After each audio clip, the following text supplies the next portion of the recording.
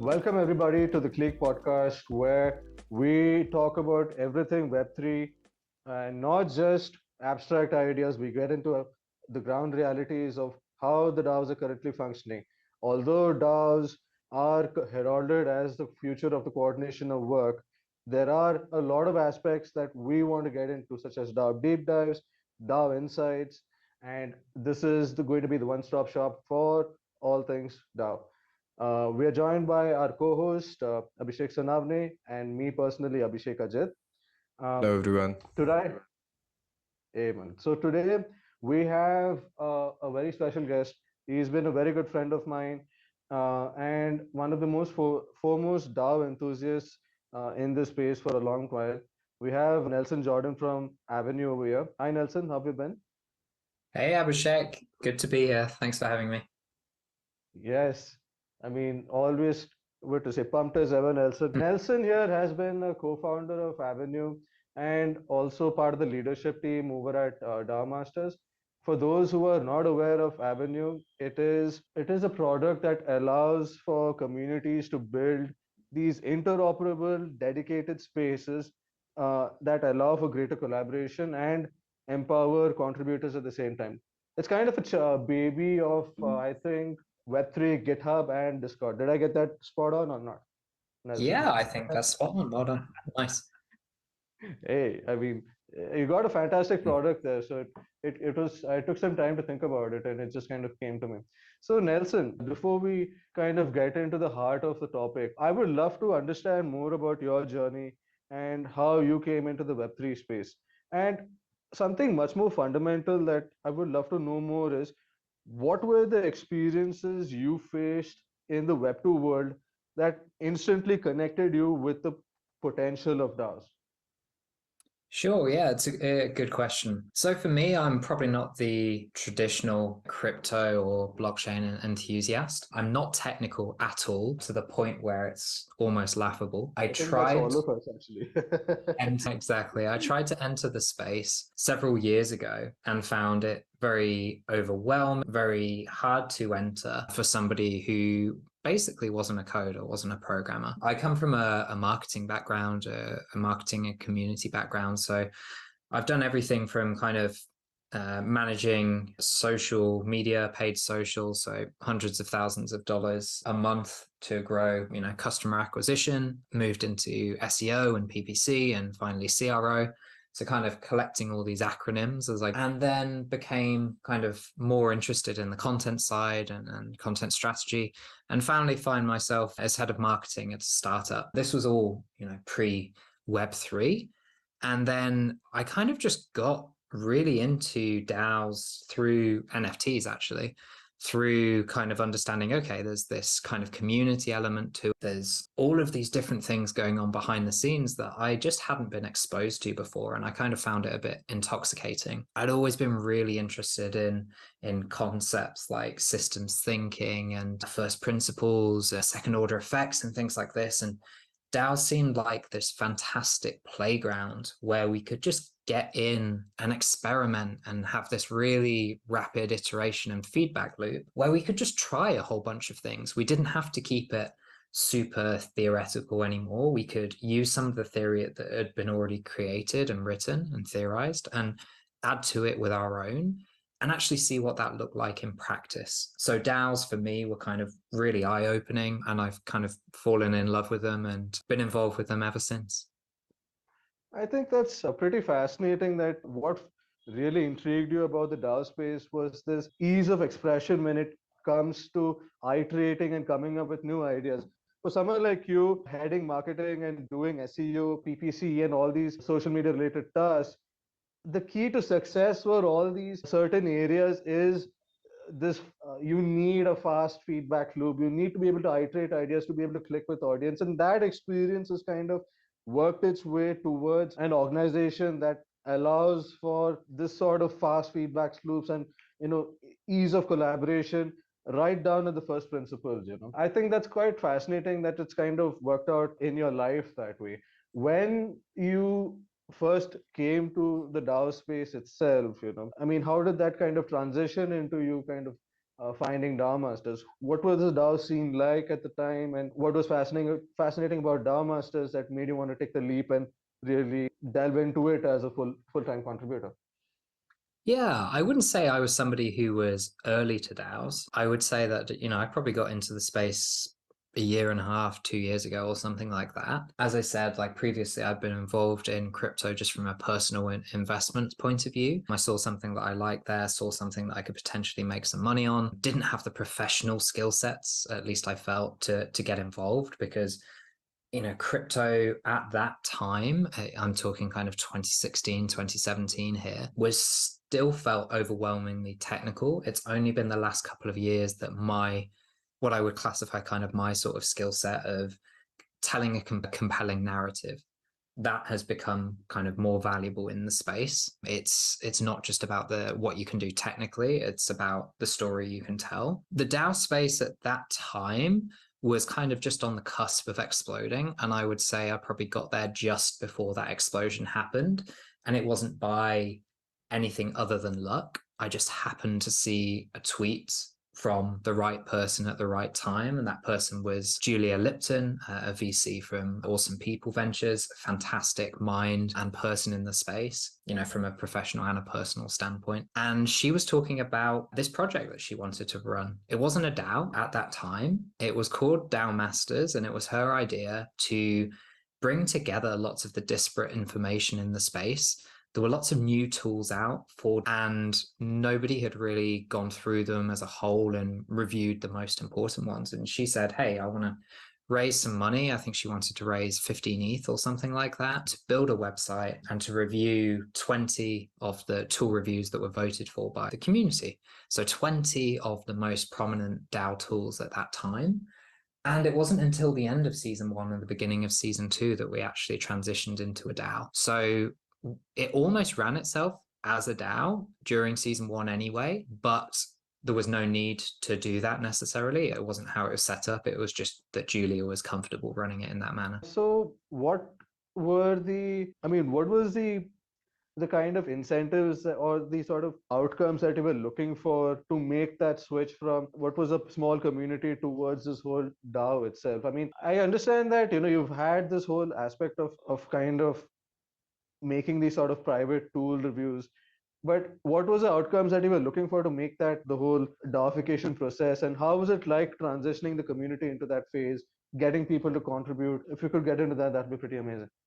Sure. I mean, to be honest, the main reason was that we wanted to kind of taste the dog food, right? We were writing about all of these DAO tools and we wanted to implement them ourselves and get hands-on experience with them. And it felt wrong to do that in kind of a top-down community.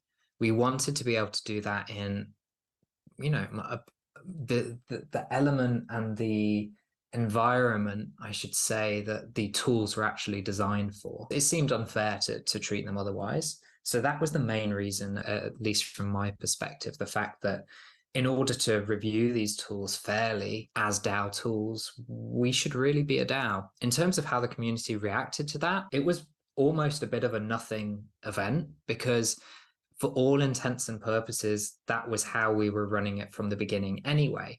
It was just technically behind the scenes that wasn't the case. So yeah, it actually worked out pretty well. In terms of how we incentivized people to write, we had a treasury from the fundraise that we did on Mirror. We deployed that treasury, split a little bit up for each season, and in each season we asked people to review between 10 and 20 tool reviews that the community had voted on, which tool should we write about next, sort of thing. Okay, that sounds pretty neat. I mean, you had these sort of incentives to kind of get these sort of tool reviews out there, and you wanted to democratize the whole DAO operations that was happening. So it became a DAO that way. So being a part of the leadership team over at DAOmasters, this was a completely different paradigm shift from your stint at a startup to kind of having, what to say, how do I put it, facilitating these sort of operations at a DAO.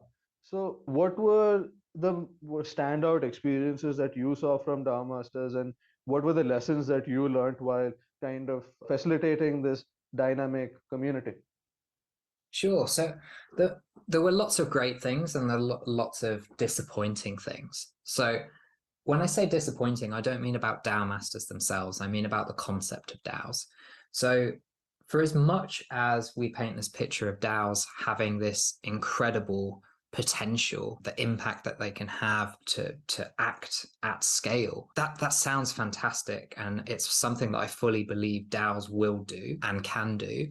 Right now, the tools that we have don't really allow us to do that at all. They point in a way that instead of making it really easy and encouraging and promoting bottom up behavior. And by that, I mean people from the community turning into contributors, selecting their own work, working together to find those projects and fulfill those projects.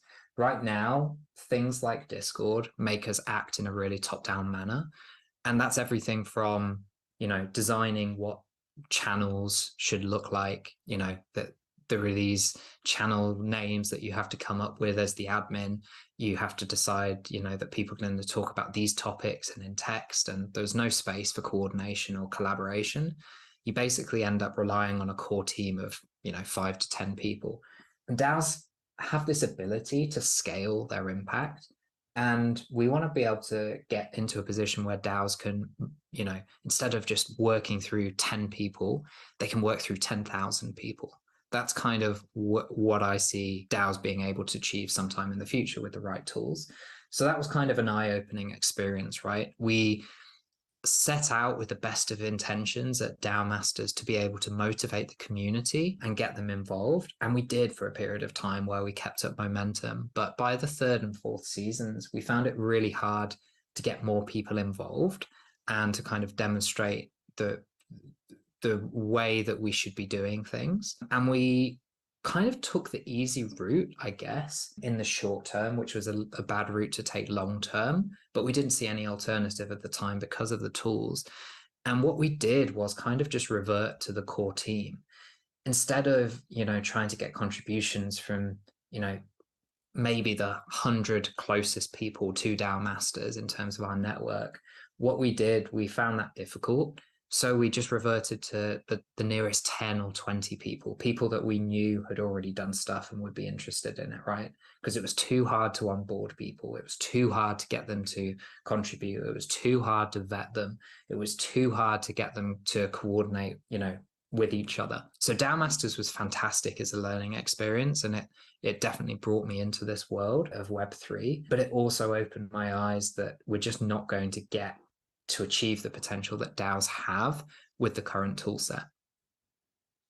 Very interesting. So the way okay, go. Yeah, so Nelson, I was just wondering, you said that there were a couple of things that went really well in the 1st and the 2nd season of DAOmasters. So I just was wondering, what were the things that went well? What were your learnings, and how can a new DAO, kind of learn from them and make use of those learnings?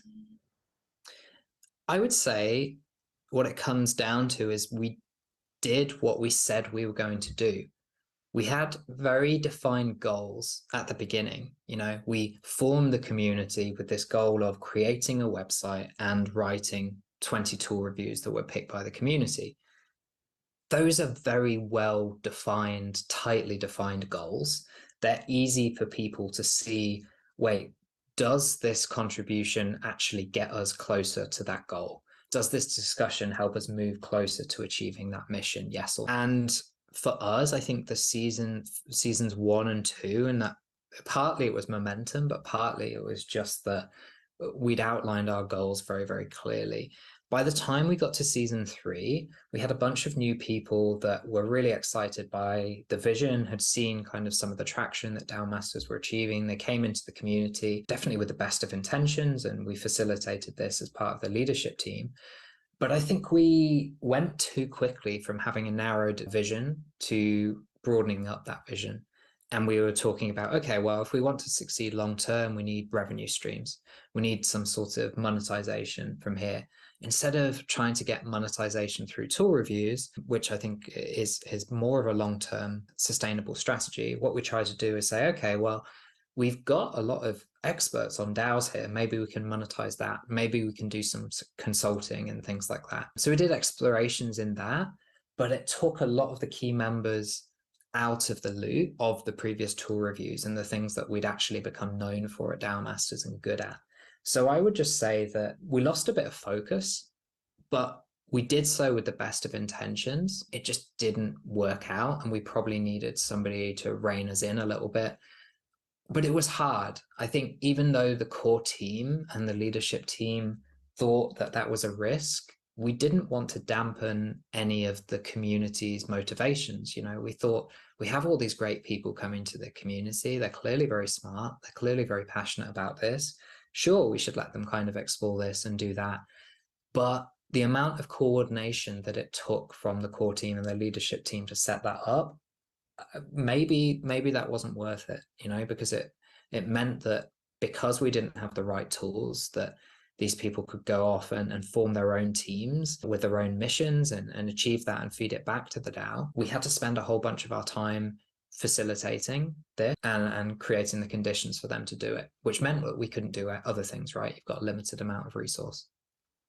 So people, I mean, you guys had good intentions. You wanted to kind of create a DAO which was efficient enough, you know, get the community engaged, but it was so difficult to get that sort of context to be given to any newcomer, or there was a lot that was being lost in the whole operation side of things itself, that it was kind of easier to handle things from a top-down aspect and just allow for some degree of efficiency. I think that was a route you guys took, and it took a toll on the community in general because you weren't able to kind of attract that sort of community while trying to focus a lot on getting that initial operations set.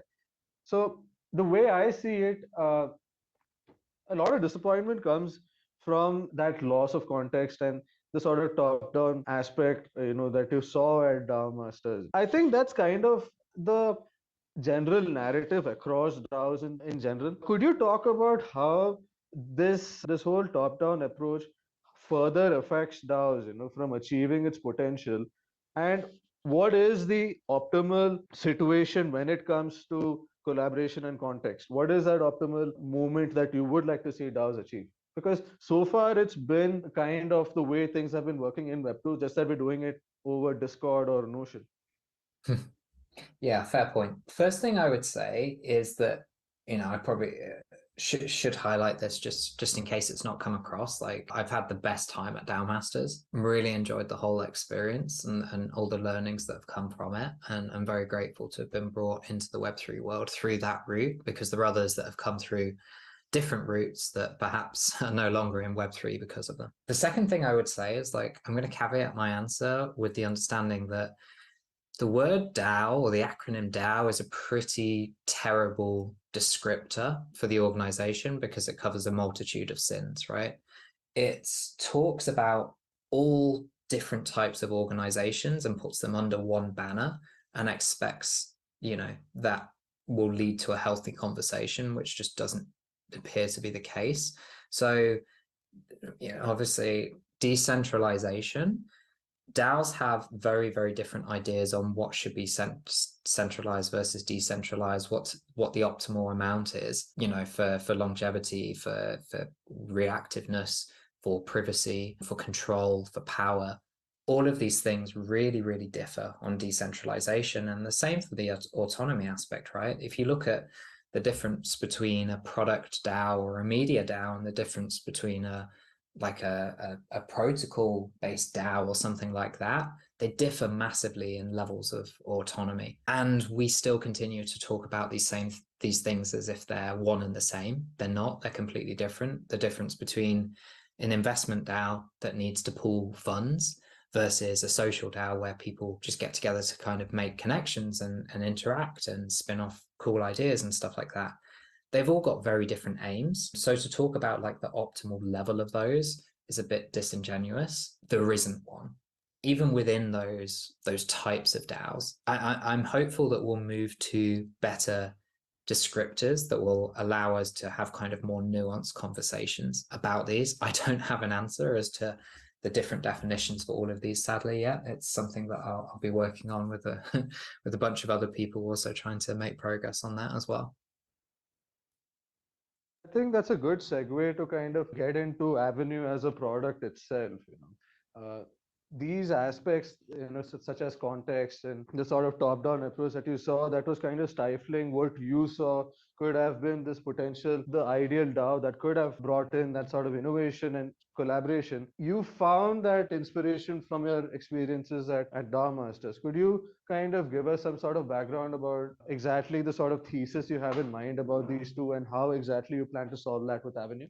There were a lot of different problems that we encountered, both through participating in DAOmasters, but also participating in the wider DAO ecosystem. These are problems that are kind of prevalent across the board. And we thought long and hard about which ones were the most pressing, which ones we cared about more as well. There are lots of problems, with governance and things like that, but they didn't necessarily motivate us as much as some of the other ones. But what we ended up doing is putting them in a bucket that we call the 3 C's, and that's context, coordination, and collaboration. And Avenue as a whole is a platform that makes it easier for DAOs to harness their community and turn them into contributors. It makes it easier to actually get people contributing, have them feeding into the progress of the DAO. It's everything that we found really difficult at DAOmasters. We didn't have the right tools. We had top-down tools like Discord. These tools make it really, really tricky to do it. So we weren't ever interested in building a Web3 Discord because we didn't want to inherit the same problems as, the Web2 Discord has. So to explain the 3 C's that Avenue is built around, the first is context. So we actually realized that part of the struggle of gaining contributors is it's really, really tricky to find answers to questions that we'd consider really, really basic. So I'm talking about top level stuff like, what does this DAO do? What work is happening? How do I contribute? Who are the main members? How do I get in touch? Who's doing this work? And the reason is like Discord gives you a complete lack of context because it's a walled garden. So in order for you to know more, to understand more about a DAO, you basically have to join their Discord right now. And that's quite a high barrier to entry, right? You have to know how to use Discord. You have to go through the security steps. You have to unpick the 30, 40, 50 channels on the left-hand side, follow onboarding processes that are completely different for each DAO. And you have to do that just to figure out if this is the right place for you. So Avenue started off with this idea that, we could go up against Discord head to head, but maybe it's a smarter idea to just improve the experience on Discord first, So we created a Discord bot and a web app that lets DAO pull out the most important information automatically from Discord and display it in a visually appealing way that allows people to see, this is what the DAO does. These are the projects that are ongoing. This is how I get that information, how I follow it. And it allows you to follow what we call spaces, which are the ways of breaking down different parts of the DAO, different parts of the Discord channels, and getting all of your information in a single point, which is a news feed for us. So you can follow these spaces and only get the messages that you care about. And we use an algorithm to prioritize the different messages based on importance. So that's context, right? It's, hey, more people would contribute if they understood what the DAO was doing, what it was working on, and how they can participate. There's a massive problem here. Like, lots of people are addressing kind of onboarding. It's just the start for us, but lots of teams build their entire product around it because it's so important. But you can't join and contribute to a DAO very easily right now. That's the main problem behind context. Coordination is, once you're actually in a DAO, how do you coordinate in, top-down platforms where you've got admins that are dictating, what should be discussed and how, and they use channels to do this, right, to steer members down specific paths. But, as well as that works at the beginning, because you have to have some sort of structure to combat kind of inertia to get things moving, it really, really puts a damper on self-organization, on coordination. And without getting good at self-coordination and having that as a part of your DAO, you're never going to scale. It just doesn't work. You just have to revert to acting on behalf of the core team. Like, it's basically the analogy that I would give here is like, if you take a top-down mentality to a DAO, that you would have in a traditional organization where a manager might tell somebody what to do, and then their boss probably tells them what to do. You end up feeling like you're herding cats. You've got a whole bunch of people that you don't necessarily know much about. You're basically telling them what to do, which is not kind of the promise of DAOs. It's really not very likely to work.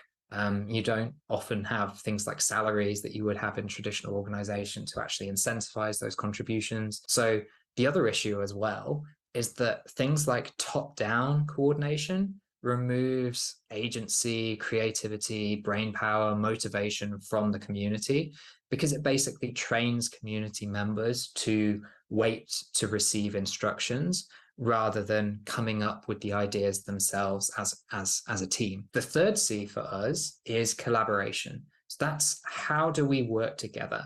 And if we think about like what the ideal environment for collaboration looks like, I would say it's something like small teams coming together in areas that are designed, you know, to enable work in kind of a place that's to the side of the main DAO. So, you know, you don't have like the noise and the interruptions from Discord, people joining without having the right context, asking a whole bunch of questions, derailing the conversations. So if you think about like what the ideal environment looks like for collaboration and track it back to Discord, it's almost no wonder that a lot of times people aren't doing the work in Discord. They're using workarounds. They're going to tools like Clarity to organize, you know, a great tool, kind of a Web3 version of Notion. They're doing all of these other things like DMs and stuff like that. They don't have a space to work together, not really.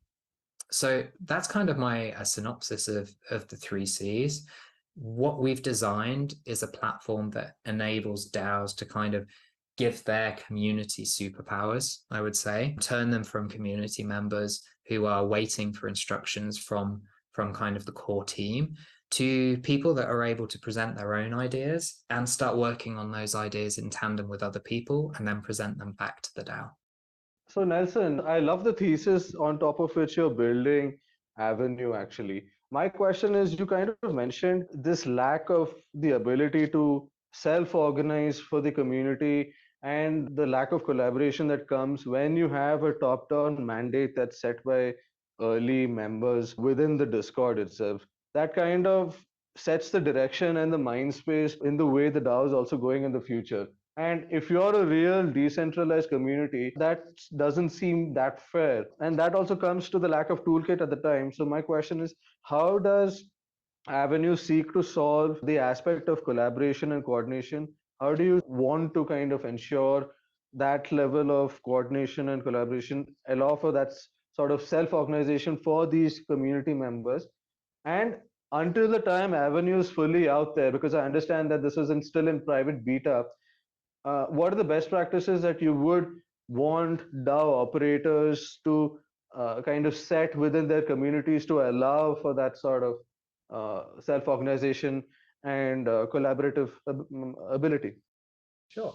So in terms of how we're solving this at Avenue, and you're right, it's in private beta at the moment. So if anybody wants to kind of apply for your DAO, you could submit an application at avenue.place. We're solving it by giving small groups the ability to form, to be able to, in one click, create a space where they can invite others to, or they can leave it open to the public or to the rest of the DAO. They can outline the problem that they want to work on or they want to discuss. We're giving them the actual tools to be able to do that. So a range of sync and async text and video and sharing tools and design-based tools to be able to actually accomplish what they need to. And then the ability to summarize that and push it back to the DAO with a summary and ask the DAO to approve it with automatic actions happening on the end of that. So an automatic action might be, you know, that contribution being recorded through Govern, you know, Govern's contribution protocol.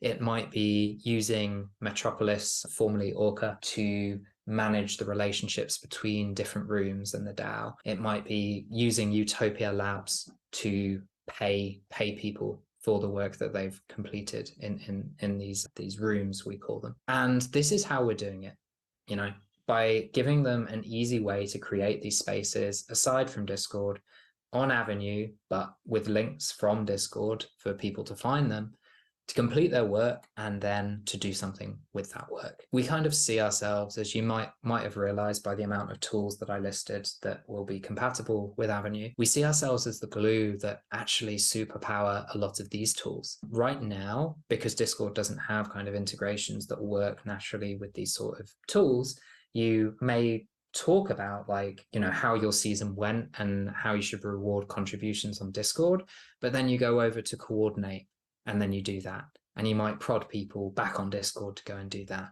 and then you might tell everybody that the kind of giving tokens have all been dispersed, and you might pay them through MetaMask or Disperse or Utopia or something like that, right?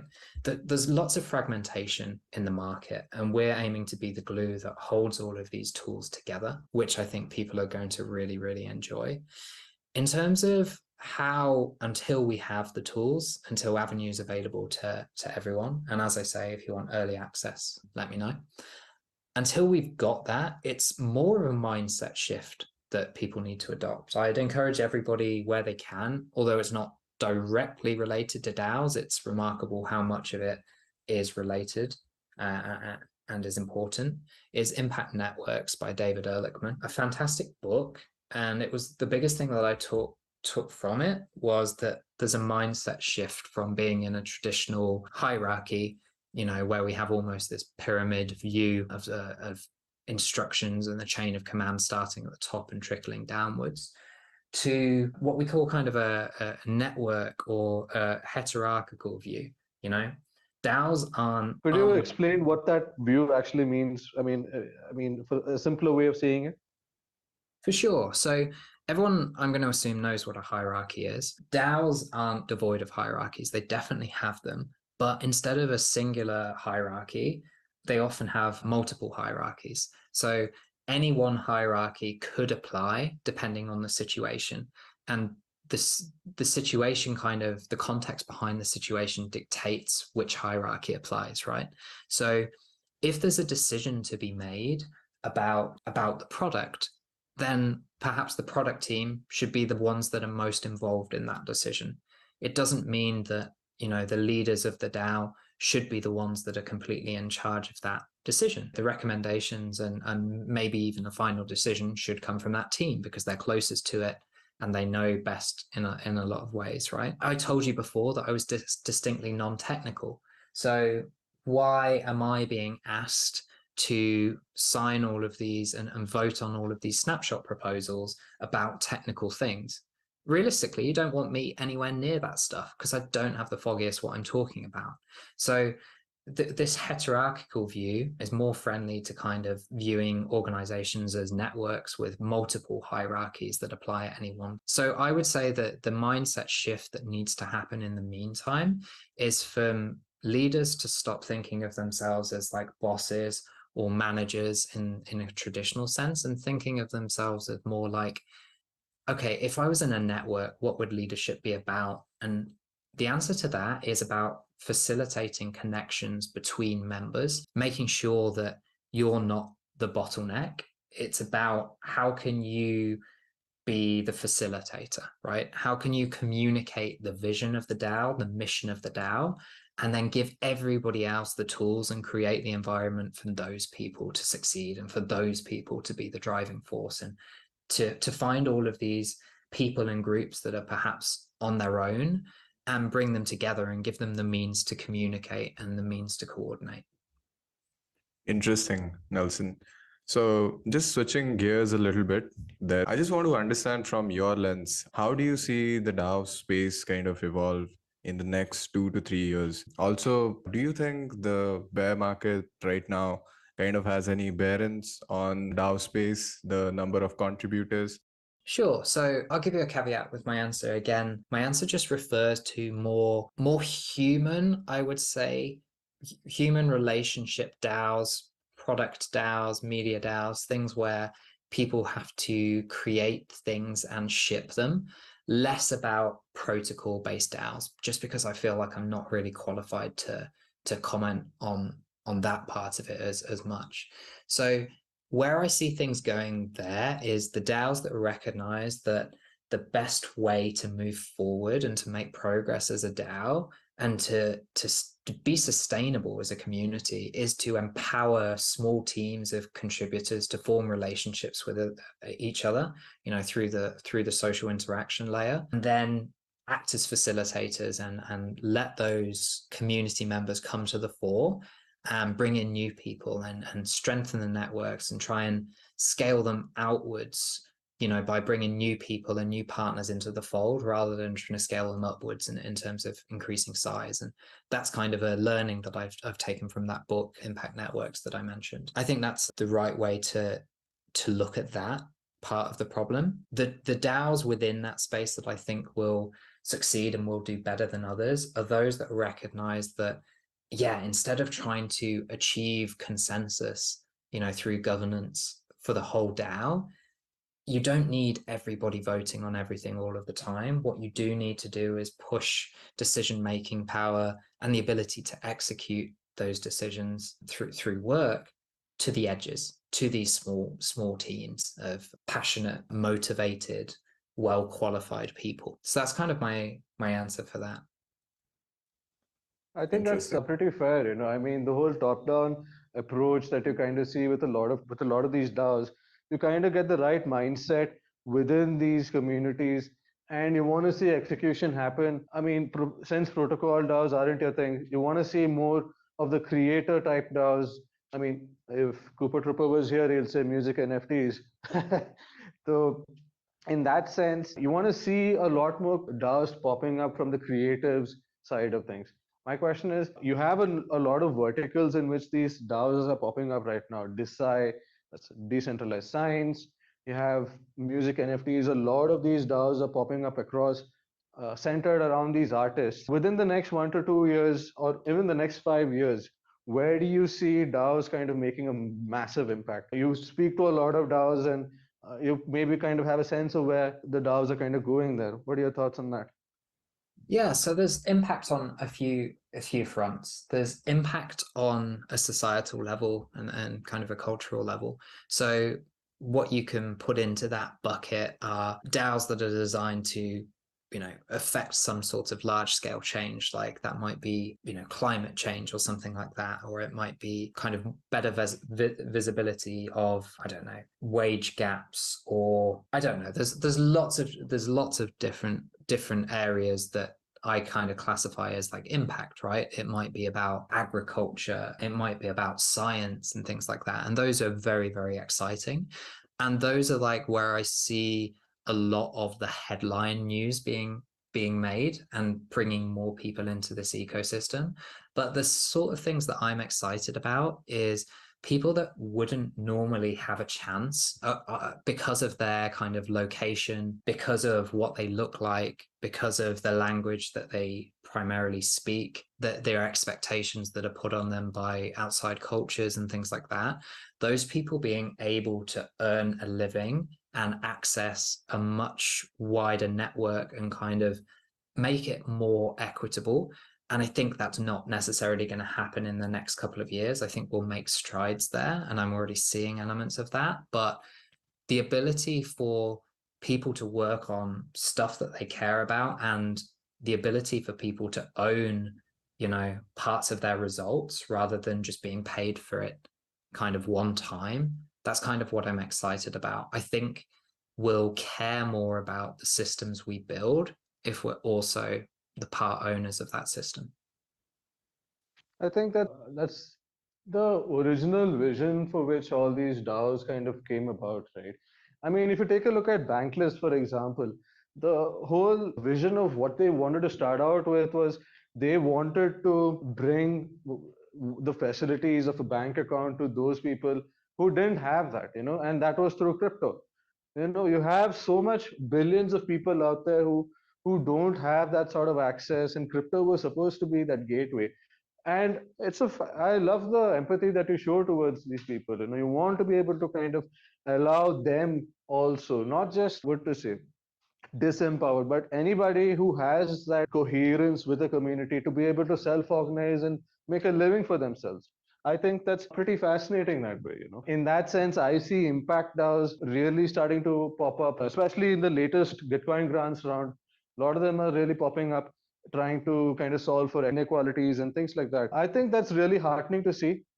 And in that regard, because you kind of see these pockets of DAOs popping in from across the globe, they're all trying to make an impact when it comes to these things, or they just really want to grow the community or make an impact in certain protocols, whatever. Who do you think should be the role models when it comes to these sort of DAO operations? And who should they be following when it comes to that sort of insights that could help them shape their DAOs? So right now, the places where I want to be, where I hang out, are where the thoughtful people are. They're not necessarily the loudest. Sometimes they are the weirdest by nature, but they are incredibly thoughtful about everything they say and they do, and the systems that they build. Tech in the past has been, it's done a lot of good, but it's done a lot of bad as well. I think we've seen, especially over the last few years, the impact of phones, the impact of social media and things like this. And we need, if we are to build these new systems, we want to make sure that we get them right. And we don't want to be caught in this kind of need to rush to market and end up building the wrong things and incentivizing the wrong behaviors. So I'd advise kind of hanging out in places like Cabin, for example, for people that are more kind of familiar with the DAO space, to understand about like decentralized cities. I find kind of that whole aspect very, very interesting. Twitter is good and bad because it has interesting threads to pull on, but it's also can be a bit of a cesspit at times. I would say places like Folklore are really, really interesting. That's Rafa from Mirror, his latest kind of project. It's all around sharing the most kind of fascinating and illuminating essays, not just from this space, but with concepts that help to explain this space and what's happening. So Cabin, Folklore, people that are experimenting kind of on the fringes with technical stuff, but in a fun way. So David Phelps over at Joke DAO, that's really, really interesting as well. So they're kind of just a few names to go and check out. And obviously, I should probably plug Avenue at this time as well, right? I was going to do that for you anyway, but then So it will kind of segue that, Nelson has kind of put in some really amazing names out there. And in that regard, anybody listening, we should also follow Nelson. The sort of insights that he has from learning from DAOmasters has been really insightful. People should go check out the Discord. For those who are really keen on building really good DAOs, should check out the DAOmasters Discord and see the sort of discussion that's kind of popped up. It gives you a really good insight about the sort of achievements they've made, the sort of way in which they've structured things, and the sort of insights you kind of get from the DAOmasters Discord. And then absolutely, Nelson's product is something that we all must kind of be keeping an eye out for. I'll just leave it to Nelson for this one. Where can people follow you? How can people get access to your product? When do we get to use it? And most importantly, how do we get to contribute towards the journey of Avenue? I mean, is there any way in which we could do that? Please. Sure. So first place to check out to find out a little bit more about us is avenue.place. That'll take you, ironically, to our Discord right now, even though that's kind of who we ultimately will hopefully end up unseating. But for now, we're using their product begrudgingly. You can check me out, Nelson T. Jordan, on Twitter. You can learn more about like the team and my amazing co-founders, Mendez and Raphael, and just through our Discord and through their Twitters as well.